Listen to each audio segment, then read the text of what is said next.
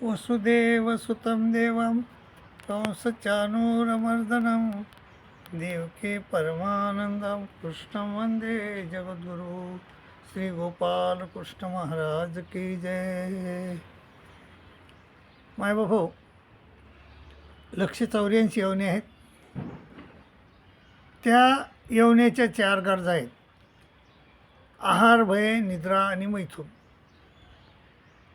आहार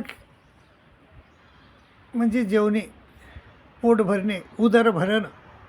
तर ते उदरभरण जर आपण केलं नाही, पोटभर आपण खाल्लं नाही, तर आपण जिवंत राहू शकत नाहीत. त्यामुळं ही एक अत्यंत आवश्यक गरज आहे माणसाची, आणि त्या गरजेनुसार माणसाला अन्न खावं लागते. तर हे अन्न खाण्याचे 2 प्रकार आहेत: एक मांसाहार आणि एक शाकाहार. भारताच्या बाहेरचे जे लोक आहेत भोगभूमीमधले, ते जवळजवळ 90% लोक मांसाहारी आहेत. शाकाहारी 10% असतील तर काय माहीत, परंतु 90% लोक मांसाहारी आहेत. पण भारतातले जवळजवळ आजपर्यंतची पहिल्यापासूनचं जे पाहिलं आपण, तर 60-70% लोक शाकाहारी होते, पण 30% लोक मांसाहारी होते. परंतु ही आता आपल्याला म्हणजे सगळं भोगभूमीची संस्कृती आपल्याकडे आली, आणि त्या भोगभूमीकडं संस्कृती आल्यामुळं आपण देखील बरेच आपले ते लोक मांसाहाराकडं वळले गेले. तर जवळजवळ 50% लोक आज आपले भारतातले देखील मांसाहार करतात. तर मांसाहाराचं ज्ञान, मांसाहाराचा विषय कधीही गीतेत आले नाही. शाकाहाराचा विषय गीतेमध्ये आलेला आहे. तर शाकाहाराचा विषय आलेला आहे, आणि त्या शाकाहार पण 3 प्रकारचा आहे: एक राजस आहे, एक तामस आहे, आणि एक सात्विक आहे. राजस, तामस आणि सात्विक. तर सात्विक जो तामस आहार कसा आहे, तर यात यामम गतरसम पुती पर्युषितम चेत. यात यामम गतरसम, ते सगळा रस गेलेला आहे त्यातला. यात यामम गतरसम, पुती म्हणजे शिळं, पुती पर्युषितम चेत, त्याच्यात म्हणजे काही राहिलं नाही सत्व असं. पुती पर्युषितम चेत उचिष्ट, पुन्हा उष्ट. उचिष्टमपि मेध्ये अमेध्ये. अमेध्ये म्हणजे अमेध्ये तामसम प्रियम. का यात यामम गतरसम पुती पर्युषितम चेत उचिष्टमपि मेध्यम भोजनम तामसम प्रियम. असं तामस माणसाचं भोजन, तामसाला हे भोजन प्रिय आहे. आता आयुष्यात आणि यात यामम गतरसम पुती पर्युषितम चेत उचिष्टमपि मेध्यम भोजनम तामसम प्रियम. आणि सात्विक माणसाला कसं प्रिय आहे? आयुष्यत्य बल आरोग्य सुख प्रीती विवर्धना.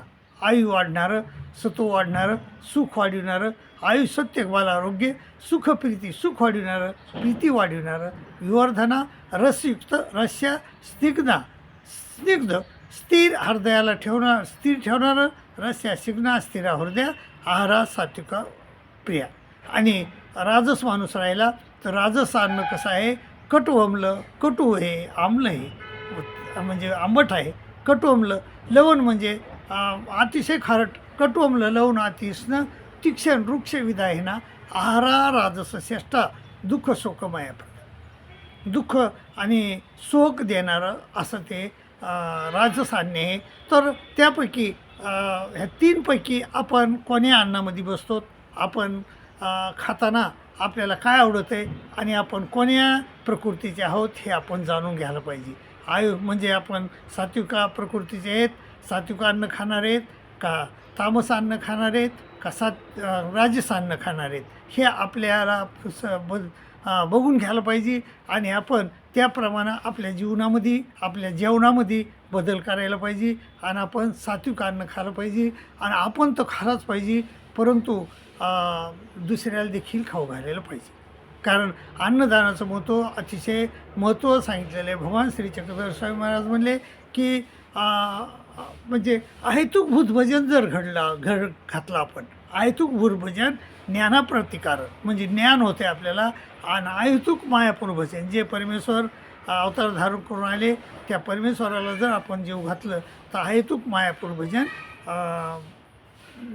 प्रेमाप्रती, कारण आपल्याला परमेश्वराचं प्रेम भेटतं आहे. जर ज्ञान भेटलं तर ज्ञान मार्गाने गेलो तर आपण तर आपल्याला परमेश्वराचा मोक्ष भेटतो, तो कमी प्रतीचा आहे. आणि आपण जर प्रेम मार्गाने गेलो, जशा मीराबाई प्रेमी होत्या, अनेक लोक प्रेमी होते, आणि तसे जर आपण प्रेम मार्गाने गेलो तर आपल्याला परमेश्वराचं ईश्वर प्राप्ती होते, म्हणजे कैवल्य प्राप्ती होते. त्यामुळं आपण नाही का सात्विक अन्न खाल्लं पाहिजे. तसं तर माणसानं त्या गीतेमध्ये मांसाहाराचा विषय आलेला नाही, कुठंच आलेला नाही. फक्त हे 3 प्रकारच्या अन्नाचा विषय आलेला आहे. त्यापैकी म्हणजे सात्विक अन्न आपण खाल्लं पाहिजे आणि सात्विक आपण राहिलं पाहिजे.